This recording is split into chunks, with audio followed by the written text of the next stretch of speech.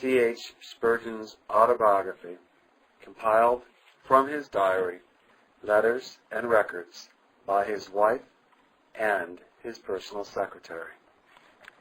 Quote, "The law of truth was in his mouth, and iniquity was not found in his lips. He walked with me in peace and equity, and did turn many away from iniquity." Unquote. Malachi chapter 2, verse 6. This is a 4-volume set. We're reading from volume 1, 1834 to 1854. This was printed in 1897. Volume 1 is broken down into 33 chapters and contains 373 pages. Introduction. Biographies are generally interesting if they are biographies. That is to say, if the events of the person's life are truly told. But I think that the most interesting biography to any man is his own life. It would have been impossible for me to quote the experiences of other men if they had not been bold enough to record them, and I make an honest attempt to acknowledge my debt to my greater predecessors by writing down my own.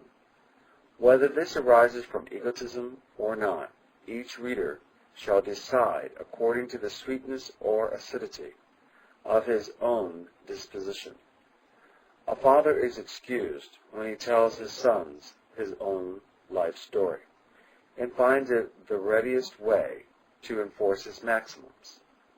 The old soldier is forgiven when he, quote, "soldiers his crutch and shows how fields are won," unquote.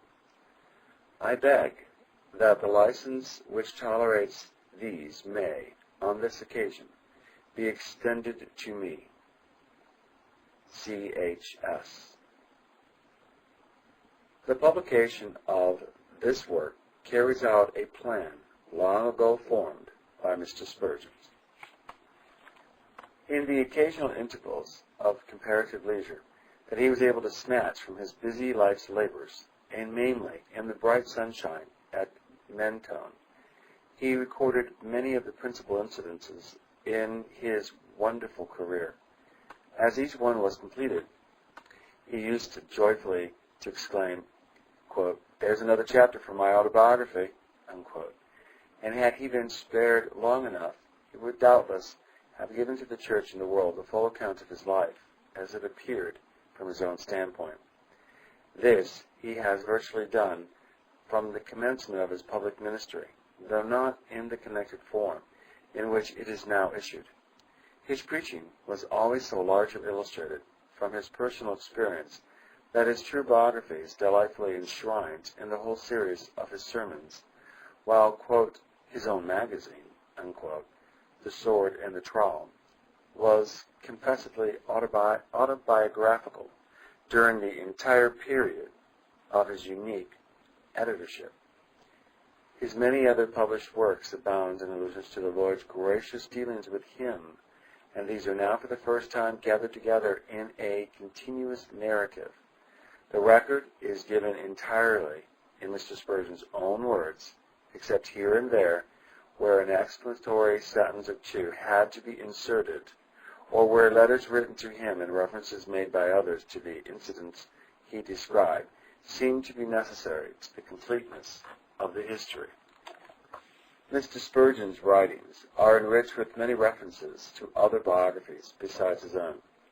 In the year 1870, after reading Mr. Arnett's life of Dr. James Hamilton, he wrote, quote, "The value of a biography depends far less upon its subject than upon its author.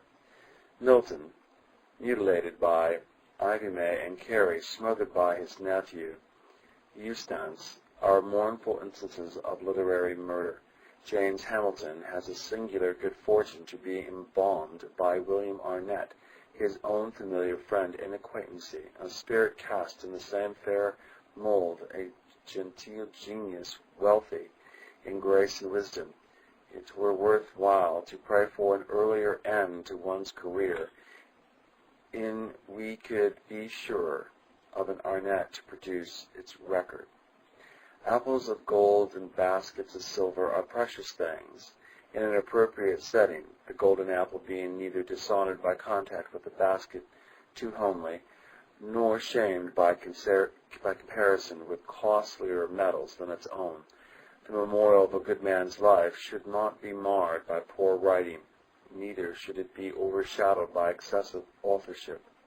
In his autobiography, the subject is also the author, so the apples of gold are perfectly matched by the golden basket in which they are displayed.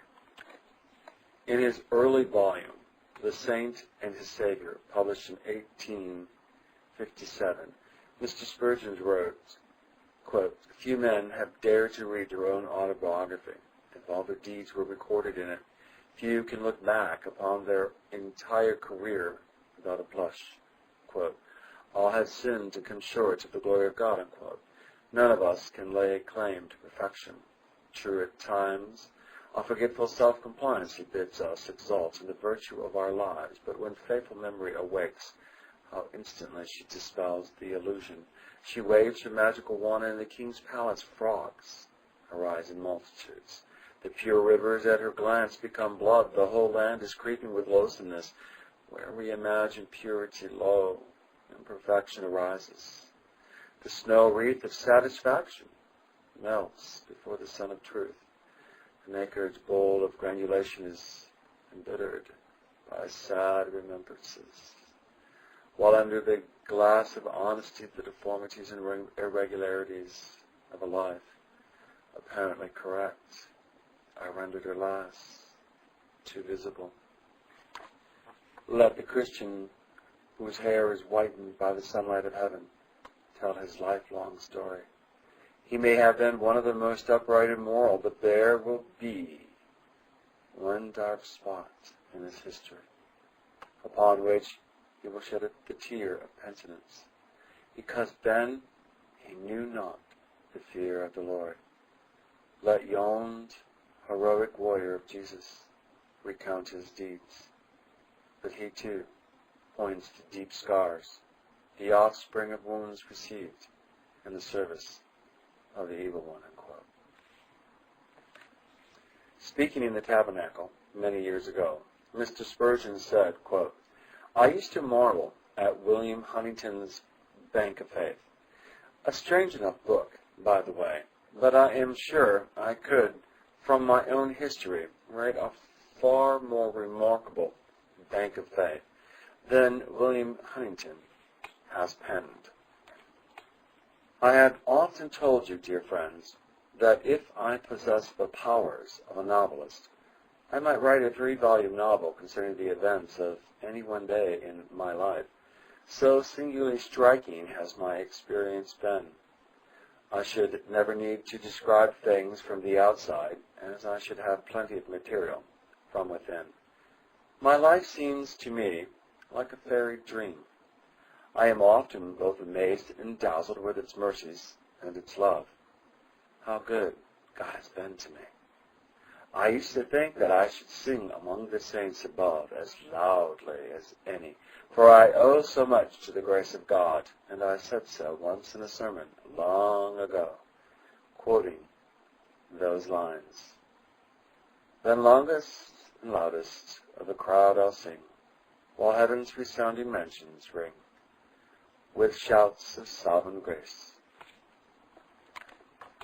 I thought that I was the greatest debtor to divine grace, and would sing the loudest to its praise. But when I came down out of the pulpit, there was a venerable woman who said to me, quote, "You made a blunder in your service this evening," unquote. I said, "I dare say I made a dozen, good soul, but what was that particular one?" Quote, "Why, you said that you would sing the loudest because you owed most to divine grace. You are but a lad. You do not owe half as much to grace as I do at 80 years of age. I owe more to grace than you, and I will not let you sing the loudest," unquote.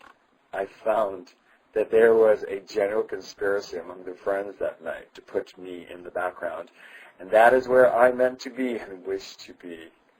That is where those who sing the loudest long to be, to take the lowest place and praise most the grace of God in so doing. Unquote. In The Sword and the Trowel from 1869, Mr. Spurgeon turned to a good account of a popular superstition.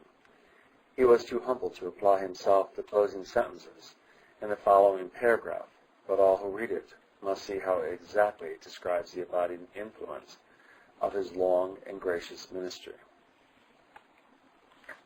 He wrote, quote, Honey, in his yearbook, gives a letter from a correspondent in Raleigh, Nottinghamshire, which states that many centuries since, the church and a whole village were swallowed up by an earthquake.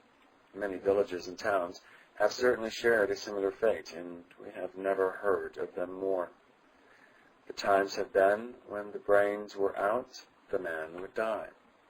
But at Raleigh, they say, the old church bell still rings at Christmas time, deep, deep in the earth, and that it was a Christmas morning custom for the people to go out into the valley and put their ears to the ground to listen to the mysterious chimes of the subterranean temple. This is sheer superstition, but how it illustrates the truth that those preachers whose voices were clear and mighty for truth during life continue to preach in their graves. Being dead, they yet speak. And whether men put their ears to their tombs or not, they cannot but hear them. Unquote. In the last sermon, but one, that Mr. Spurgeon ever revised, that remarkable discourse upon the text, quote, I shall not die, but live, and declare the works of the Lord, unquote. He added these words, which have already been to a large extent fulfilled with regard to himself, quote, Often the death of a man is a kind of new birth to him. When he himself is gone physically, he spiritually survives. And from his grave there shoots up the tree of life, whose leaves heal nations. O worker for God, death cannot touch thy sacred mission. Be thou content to die, if the truth shall live the better because thou diest. Be thou content to die, because death may be to thee the enlargement of thine influence. Good men die, as dies the seed corn, which thereby abideth not alone. When saints are apparently laid in the earth, they quit the earth, and rise and mount to heaven gate, and enter into immortality. No, when the scepter receives this mortal frame, we shall not die, but live. Unquote. The portrait, which forms the frontispiece to this volume, has never before, so far as I know, been published. It was a lover's gift to the one who was very soon to become his bride, and I recall how, in the glamour of, quote, love's young dream, unquote, I used to gaze on the sweet boyish face, and I think no angel could look half so lovely. Afterwards, the picture was enshrined in a massive oak frame, and it occupied the place of honor on the walls of the house in the New Kent Road, where we began our life's journey together and founded our first home. Many a time during my husband's long absences, when fulfilling his almost ceaseless preaching engagements, had this portrait comforted me. Its expressions of calm confidence, faith, strengthened my heart, and I used to think the upraised finger pointed to the source whence I must draw consolation in my loneliness. Something of the same soothing and sacred influence steals over me as I look at it now with tear-filled eyes. It speaks to me even as it did in those days long ago, and it says, quote, do not fear, my beloved. God is taking care of both of us. And though we are still separated for a little while, we shall meet again at home by and by, quote. There have been many representations of my dear husband during the intervening years. The young face changed into that of a strong, energetic man, Then it grew into the semblance of one who knew sorrow and suffering, and again it changed into the grave and noble features which we remember best, because his departure has stamped them forever on the tablet of our loving heart. Throughout them all can be traced the sweet humility, the gentle kindness, the mighty faith in God, which characterized his glorious and blameless life. But I think it is reserved to this early portrait to depict the intense love and unfailing devotion to his master, which was the secret of his power, both with God and man. Footnote from the reader: I will provide pictures within the photo album and sermon audio of this portrait as best as possible. End of footnote.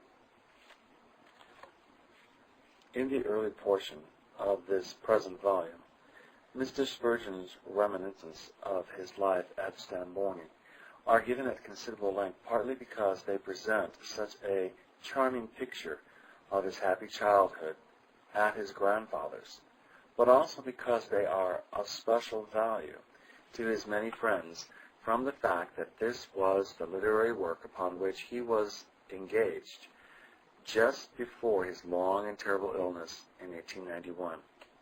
They also contain his inimitable description of the interest taken in him in his boyhood by Mr. Cannell, when at Stambourne the remarkable prophecy uttered by that godly man over the head of the little 10-year-old lad, its literary fulfillment, and the influence of the incident himself and the circumstances that followed it upon the whole of his after history.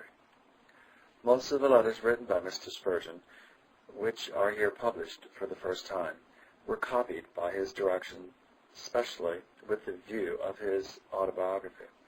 Some of the others have been placed at my disposal by various friends. A few have been printed before. There are, doubtless, many thousands of my dear husband's letters still extant, but no useful purpose could be served by the publication of even a tithe of them. There must, however, be a very large number of the products of his pen that ought to have an enlarged ministry through the press. I shall be glad, therefore, to receive copies of special epistles of public and permanent interest, or, if the originals are lent to me, I will have them copied and returned at once.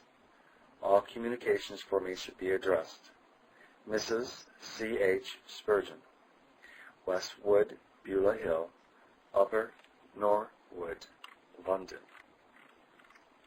End of the introduction, Chapter 1, Volume 1 of the Autobiography of C. H. Spurgeon, read by Peter John Paresis, the founder of the School of Prayer. This is not copyrighted. Please feel free to make as many copies as you desire.